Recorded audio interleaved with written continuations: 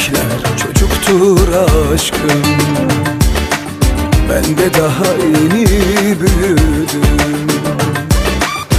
Belki çizmeyi açtım ama bak yine geri döndüm. Erkekler çocuktur aşkım, ben de daha yeni büyüdüm. Belki çizmeyi açtım ama bak yine geri döndüm. Sen hayatta gördüğüm en vicdansız adamsın. Benim hayatım kördüm, sen ne kadar rahatsın. Kader mi keder mi bilmem, kadınlar hep bekler mi? Kördüm bir kördüm daha.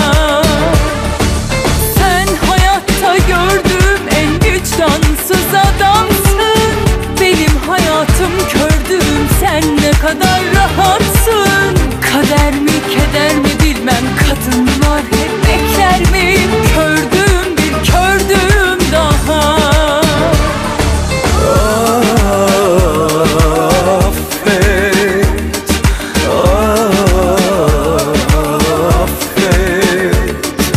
Yargısız infaz etme beni ne olursun, Allah'ının aşkına